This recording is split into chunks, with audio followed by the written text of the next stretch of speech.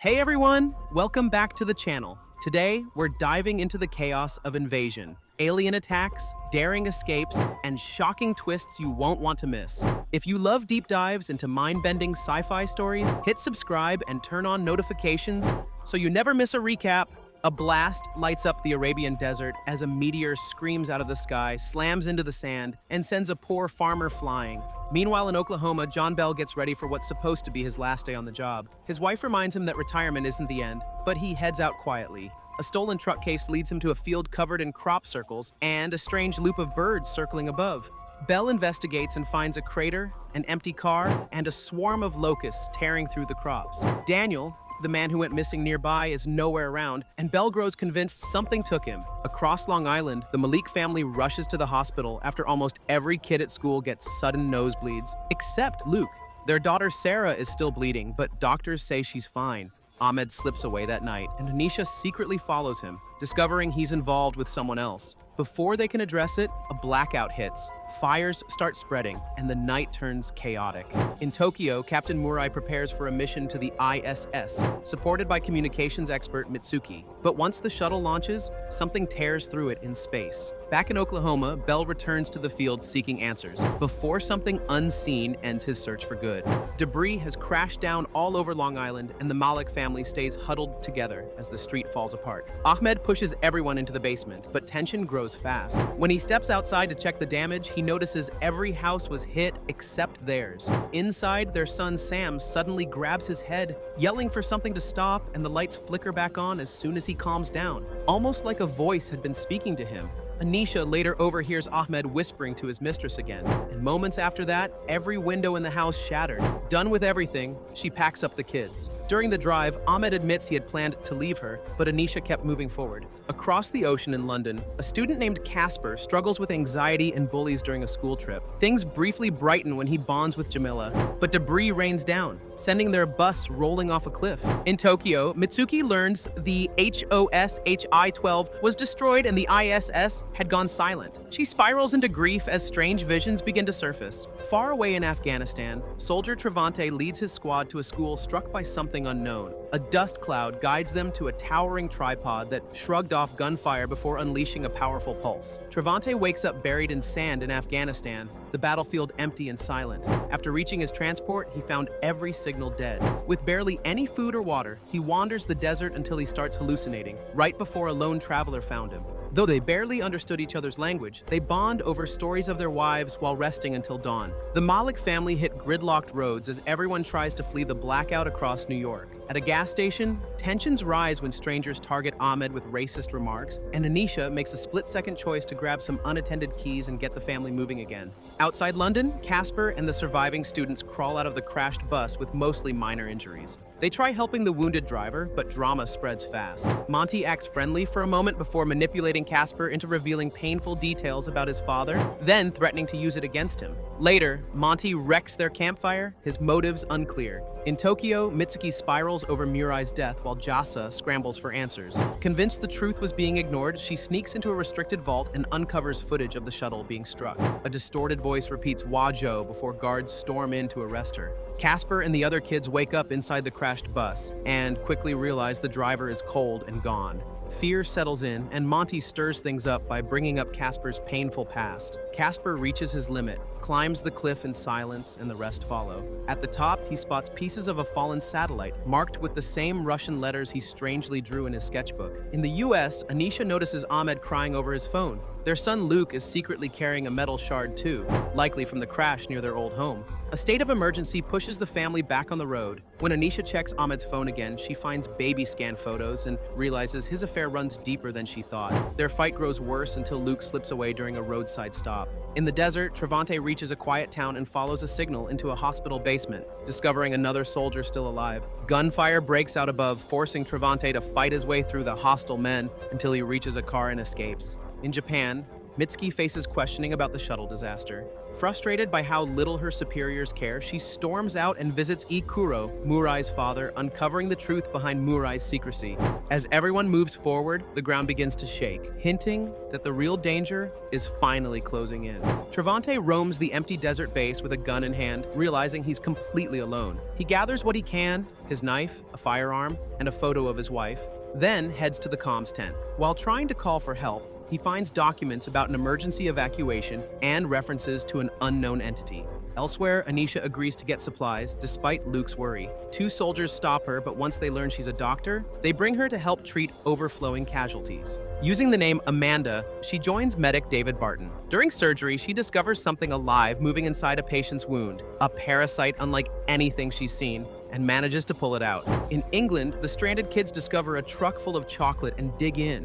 Casper reaches the radio and finds an emergency broadcast, but a piercing ringing forces everyone to cover their ears. After destroying the radio, Casper and Monty talk things out, but the group splits when some kids choose to stay with the food and shelter. Back in Japan, Mitsuki confronts Jasa and learns a team of linguists is studying the strange transmission. She realizes the signal is communication without sound, alien in nature. Encouraged to break protocol, she takes a higher-ups badge and pushes forward. As night falls, the US president announces that all global events are connected and declares martial law before the broadcast glitches out. Aneesha changes her mind and turns the ambulance around, racing back toward her family. The road is silent, scattered with a destroyed military convoy, eerie signs of something violent tearing through before she arrived. When she reaches Patrick's cabin, the place looks freshly abandoned. The kettle screams on the stove, and something moves inside the house. Aneesha climbs to the roof and finds her kids, Ahmed, Patrick, and Kel, hiding. Panic rises, a struggle breaks out, and Sarah crashes through the ceiling. Aneesha rushes after her, guiding her into a closet.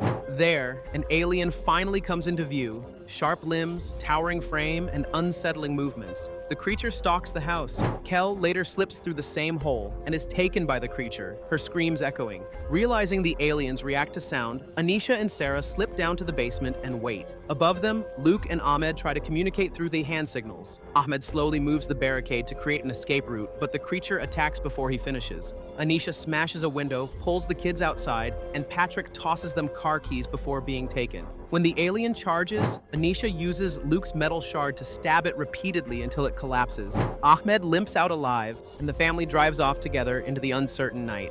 Aneesha drives with her family while Ahmed's condition suddenly gets worse, but she manages to stabilize him using her medical skills. By the next day, he's awake and unable to walk. They stop at an abandoned diner for food and power before heading to Northview College, now an evacuation center. Inside, Aneesha runs into David, who works there, and there's clear tension between him and Ahmed. In the desert, Trevante meets a local family who tell him the airbase has been destroyed. Wanting to help, he drives them toward Kabul instead of letting them walk. They bond over the chaos they've seen. When they reach Kabul airport, it's empty, but a lone military plane is preparing to leave. Trev offers his gun to get the family on board just before takeoff. Back in the UK, Casper and his friends are picked up by a shaken driver who brings them to London.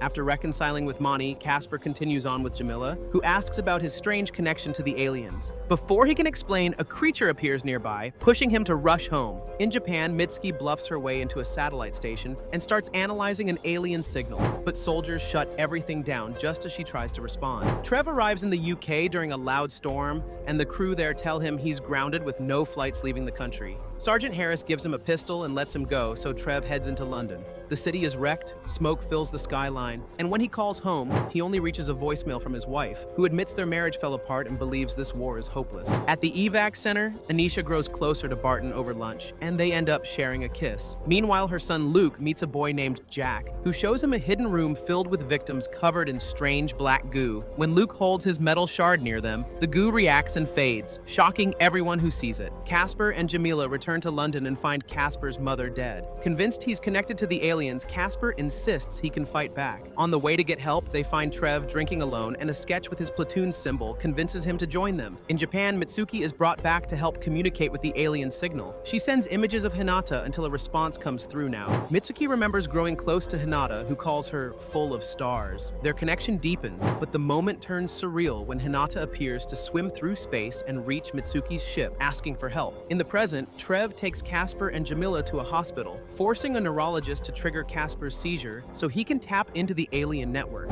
Inside the MRI, Casper sees flashes of alien visuals and realizes the creatures are already there. A lone alien storms the hospital, forcing the trio to flee. Trev eventually burns it using an oxygen canister, stopping it long enough for them to escape. Elsewhere, scientists test Luke's metal shard on an alien sample. The entire body melts, proving the shard's power. Aneesha and her family are ordered to the Pentagon, but bandits attack their convoy, flipping the truck. Ahmed stalls the attackers, and a gunshot rings out as Aneesha and the kids run into the woods. They reach a lake of black goo and cross it using the shard. Back in Japan, Mitsuki learns the voice of Hinata might be alien-made. When she tests it, a brief musical clue shakes her. Meanwhile, Casper commands the aliens to stop, and they freeze, just before a massive nuclear blast lights up the sky. The world breathes a sigh of relief as the US military's nuclear strike appears to have ended the alien invasion. In London, Dr. Chapman runs scans on Casper, who remains unresponsive with no brain activity.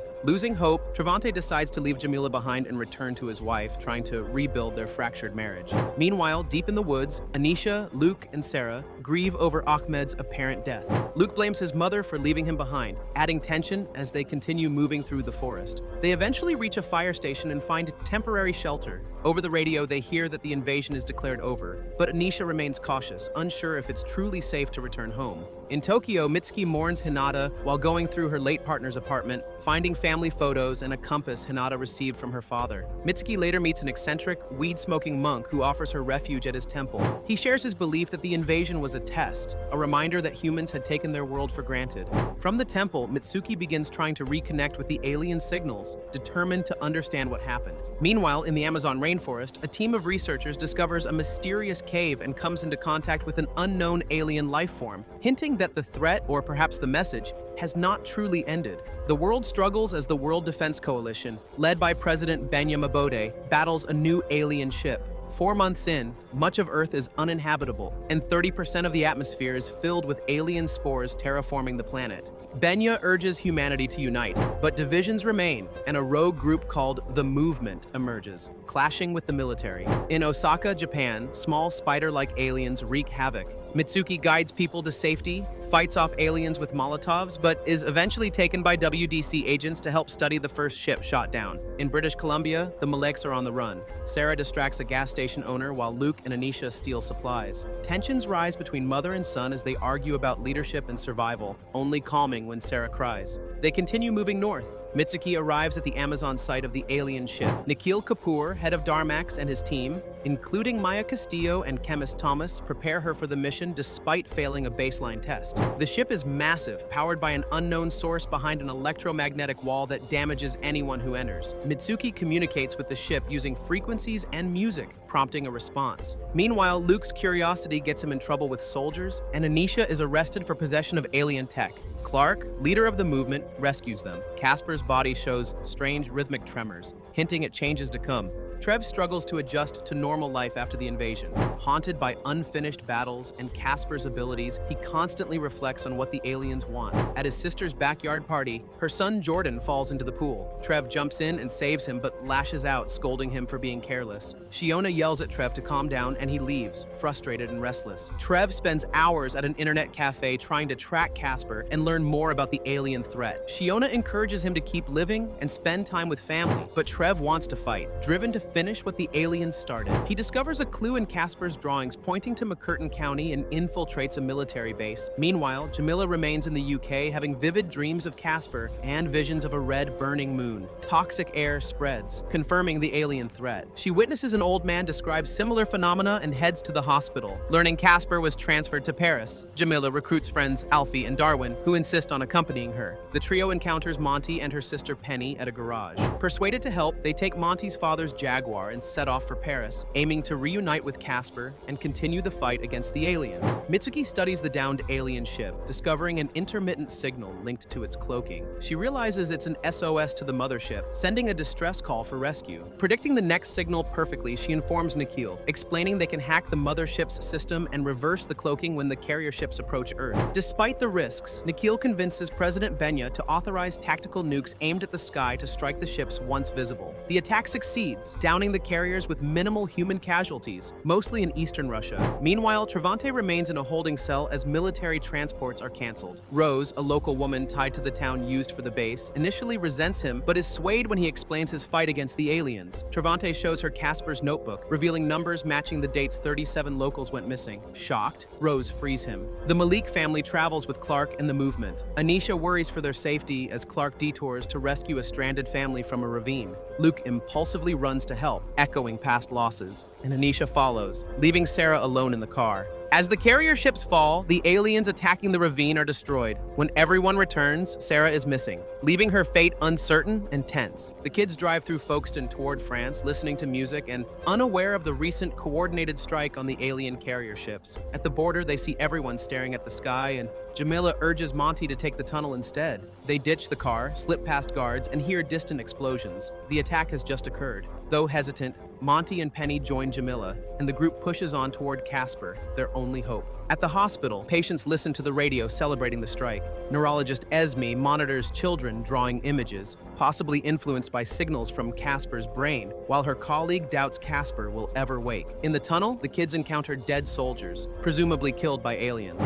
Penny reappears, having scouted alternate routes, some with dormant aliens. Jamila notices strange patterns in the water, sensing alien signals to the mothership. Dormant aliens begin activating, forcing the group to lock behind an iron gate. Infighting between Alfie and Monty is resolved as Monty opens up about past frustrations. The group finds a crashed train near the tunnel's end. Jamila communicates mentally with Casper, who encourages them to keep fighting. The military blocks the tunnel's mouth with explosives, blowing back the approaching aliens just in time. Casper remains in a coma, but the kids are now more determined than ever to reach him and turn the tide against the invasion. Martin and Lisa, an elderly couple on a farm, investigate strange noises at night. They seem to have lost someone close, possibly a child, and an alien life force observes them from afar. Meanwhile, President Benya warns Nikhil about a new breed of hunter-killer aliens that are almost immune to weapons and spreading rapidly. Mitsuki volunteers to probe the alien's mind, with Nikhil and Maya allowing her full freedom for safety reasons. The search for Sarah continues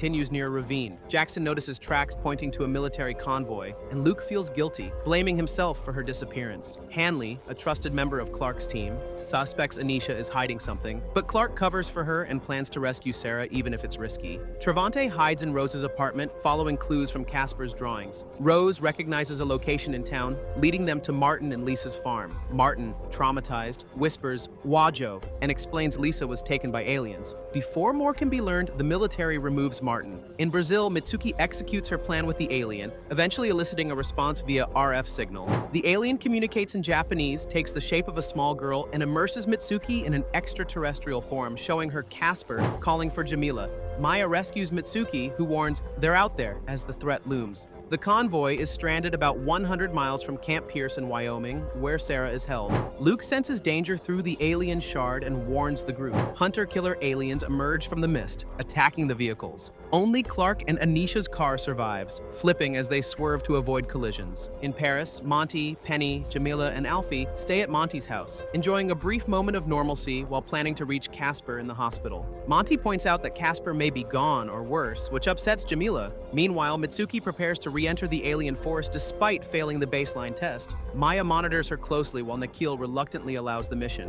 Back with the convoy, Aneesha and the group revive Clark, who is badly injured. Many members survive and agree to continue moving, avoiding the aliens at night. Jamila wakes from a dream, unsure if Casper has awoken, and Monty reconciles with Penny over family issues. Mitsuki enters the alien's dream landscape, seeing Hinata on a beach from her childhood. She communicates in Morse code while experiencing tremors, eventually learning the alien language. The convoy reaches the hospital and finds Casper awake, giving hope. Luke senses sleeping aliens ahead. When one awakens, he controls it with his voice, stopping the attack. Aneesha rescues a lost child, and the group escapes safely, ready for the next challenge. Rose spends day and night decoding Casper's book, convinced he holds the key to finding Billy.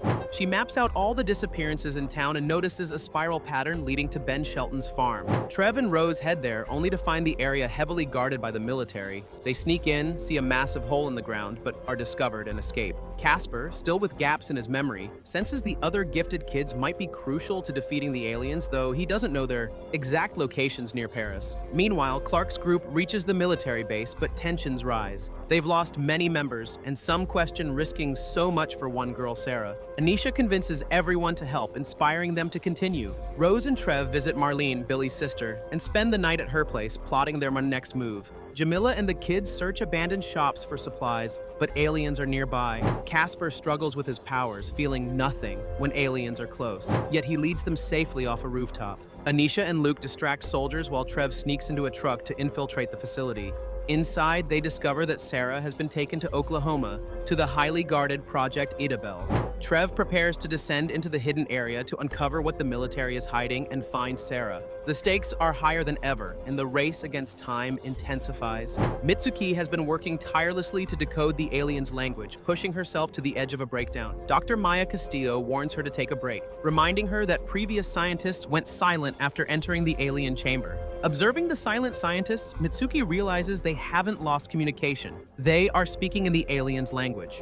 Nikhil pressures Mitsuki to return to the chamber to extract results for the WDC. Maya resigns, refusing to interfere further. When Mitsuki's suits are sabotaged, Nikhil is forced to enter alone, but the alien force overwhelms him. Meanwhile, Trev's attempt to infiltrate the military hatch fails. He discovers people hooked up to machines, seemingly experimented on, but General Mitchell refuses to explain anything. Rose takes control at the police station, locking up Wade to make him understand the secrets at Shelton's farm and protect Casper's notebook. The kids locate the facility where the special kids are kept. They are alive, psychically connected, and guided by Casper, who impressively shows no signs of trauma. The children realize Mitsuki is the one they were calling for. Alarms blare at the Amazon lab as Nikhil is engulfed by the alien force. Mitsuki bravely goes in without a suit, amplifies the frequencies, and destroys the portal-like entity. She emerges unconscious but alive, telling Maya that the alien gateway is gone, cutting off all further contact. Humanity's fight continues, but the stakes have never been higher.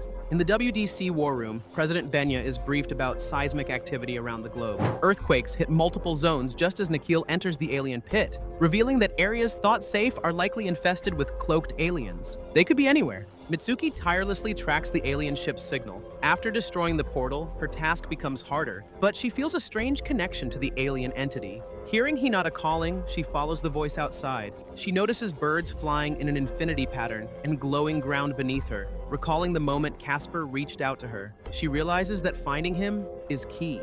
Casper wakes abruptly, sharing he saw a bright light the aliens were defending. The WDC grows anxious. Aneesha and Clark's subtle attraction continues, while Sarah is being tested at the Idabel project to study the alien shard, not for harm. Casper and the special kids sense Mitsuki's presence, understanding she might hold the next clue. Jamila insists on going with Casper to keep him grounded, though he secretly resists. The movement infiltrates Idabel, distracting soldiers with explosions. Aneesha and Clark rescue Rosie and Trev, who recognize Sarah. Mitsuki ventures into the forest, following a glowing signal, and is transported into the alien hive world, where she finds Casper. They realize the portals all lead to the mothership. Back in their own spaces, both gasp as a massive hive ship begins to uncloak in the sky, signaling a looming threat. Mitsuki wakes after her psychic journey into the alien dimension, where she confirms with Casper that all the global portals lead to the mothership. She tells Maya she wants to learn to control the portals to help humanity. Meanwhile, Trevante, Rose, and Clark escape the Idabel military base, finding the townspeople, including Rose's husband Billy, in a trance-like state. Trevante convinces Rose to leave them behind, believing they'll survive for their family's sake. Later, Trevante overhears Casper's voice on a monitor and reunites with him. Casper is now working with President Benya on a plan to enter the mothership. The WDC tries to send soldiers through the Idabel portal, but it fails, violently ejecting them. Mitsuki struggles with her mental state due to her psychic connection with the aliens. With Maya's help, she lets go of her past and embraces her psychic powers, stabilizing the portal. This allows Trevante to enter alone, despite initial objections from Benya. Trevante arrives on the mothership and navigates a maze-like hive mind, joined by Casper. As they move toward the light, Casper's eyes briefly glow purple, hinting he might be under alien influence. On Earth, Luke, Clark, Ryder, Aneesha, and Sarah defend the portal against hunter-killers, aided by the special children in France. Once the portal is stabilized, Trevante enters, while Mitsuki collapses from overexertion. Trevante and Casper head toward the hive's core, setting up the next stage of the conflict. The WDC struggles to reach Trevante as Casper's vitals spike in the hospital, and the alien mothership crash lands on Earth. 2 years later, Trevante and Casper are celebrated as heroes for sacrificing themselves to save humanity, even immortalized as action figures. President Joe gives a speech honoring M-Day, marking humanity's survival and urging people to adapt to the new world. A suburban father, Stephen, watches the news proudly, but his pride is short-lived when an alien ambush in his yard leaves him injured. At portal site 11 in the Atlantic, soldiers monitor tremors and prepare to fire, but Trevante appears alive and is taken to a secure facility. Caspar's whereabouts remain unknown. In England, Jamila has rebuilt a normal life, painting and enjoying football, until a haunting painting of Casper throws her into distress. News of Trevante's survival further shakes her. President Joe wants Trevante to appear publicly, but his caretaker, Jack, worries about his mental state. Trevante recalls strange visions from the mothership and warns authorities of a hidden alien threat, but they dismiss him as delusional. Eventually, Jamila reunites with Trevante, helping him remember flashes of the mothership. Frustrated by disbelief, they go off the grid together, seeking answers about the aliens. The military declares Trevante a public enemy, sealing the start of a new dangerous mission. In the Hida Mountains of Japan, Mitsuki lives in solitude, hunting in the forest and keeping a journal. She mostly speaks to a little girl named Saya and her grandfather. One day, while preparing food, she cuts her finger and passes out from strange alien wails. Upon waking, she writes noise repeatedly in her journal, trying to make sense of it. Using her skills, Mitsuki hacks into WDC news feeds and discovers Trevante Cole is back, realizing the strange sounds are connected to his return. The WDC traces her location, prompting Nikhil Kapoor and Director Reagan to head to Japan. Mitsuki flees armed guards using a crossbow and leaves a coded message for Kapoor to meet her at a secluded temple. During their meeting, Mitsuki suffers headaches, but Kapoor covers for her. Meanwhile, WDC operative Jack Hollander hires Kade, a deadly assassin who uses aliens for training, to track Mitsuki. She returns to Kanazawa and reunites with Kenji, who shares similar headaches and alien encounters, bearing scars from a past confrontation. Mitsuki tries to investigate the new signal, but Kade follows her to a containment cell with an alien. Mitsuki collapses, but awakens to see the alien deliver a cryptic warning. In Northern California, Mitsuki meets Kapoor and explains the message. A new alien threat is rising. She whispers, "The signal." Humanity's next challenge is imminent. Clark and Aneesha are out with their neighborhood watching a terrible local band cover. Life seems almost normal, but Sarah is focused on school. But Aneesha encourages her to enjoy life, knowing how fragile it can be. Their routine is disrupted when Trevante Cole shows up, warning the family about Casper's connection to the aliens and suggesting Luke might share the same psychic link. He shows Luke Casper's brainwave spikes, but Luke claims he hasn't sensed anything since the mothership crash, though Aneesha grows suspicious. Clark reveals that a hacker named Infinitus has leaked government files about the portals and alien activity, including a signal matching Casper's brainwave pattern. Trevante and Aneesha decide to travel to Baker City to meet Infinitus, booking a motel along the way. Trevante struggles with PTSD and violent outbursts, pushing Jamila away, while Aneesha learns that Luke has been hiding his alien connection. At Baker City, the meeting reveals the high-pitched frequency, which triggers flashbacks in Trevante from his time on the mothership. Meanwhile, Nikhil and Mitsuki sneak into Portal Base 11 to gather portal data, but the WDC intercepts them, holding everyone at gunpoint. Suddenly, tentacles erupt from the portal, signaling a new, coordinated global alien attack, while Clark realizes Aneesha and Trevante are missing, setting the stage for chaos. Chaos spreads worldwide as portals unleash tentacle-like structures and hunter-killers, forcing the U.S. government to order evacuations within 50 miles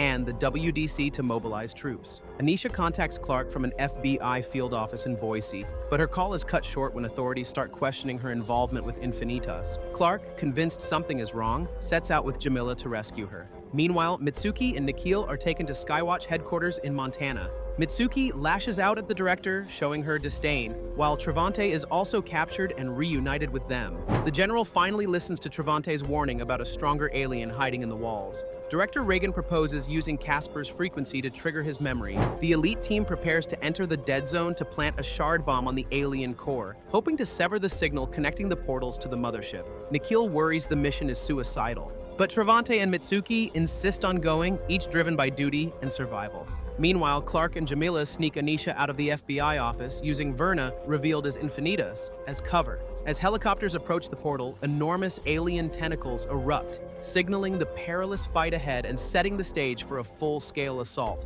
Trevante and the surviving soldiers struggle after their helicopter crashes near the pulsing alien tentacles. Mitsuki senses a dozen hunter-killers in the area, and gunfire erupts as the team advances. Trevante flashes back to his past battles, overwhelmed by shock, while another helicopter lands nearby to help them regroup. As they move through the forest for hours, more aliens attack. Trevante and Mitsuki are rescued by soldiers, but when Mitsuki touches a tentacle, she connects with the HK, feeling every strike as the team kills it. The experience overwhelms her, and she passes out. With the helicopter's electronics fried, the group must fight their way 20 kilometers to the airport. Nikhil dampens the alien signal, allowing Mitsuki to wake, though her fascination with the aliens unnerves the troops. They reach the airport safely, finding another helicopter waiting. Meanwhile, Infinitas guides Aneesha and Clark to Shadow Lake, but road closures trap them. Aneesha calls home, struggling to get through, and reveals Luke's hidden alien connection.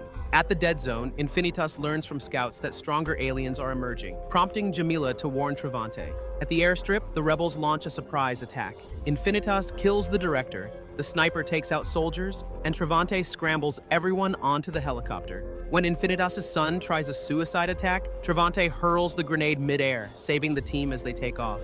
2 years ago in Chicago, Marilyn, later known as Infinitas, navigates life during rolling blackouts. After a sonic boom devastates the city, she directs traffic and helps people reach evacuation sites. She travels with Angie and Langston, Joel, but struggles as state-run buses are the only escape.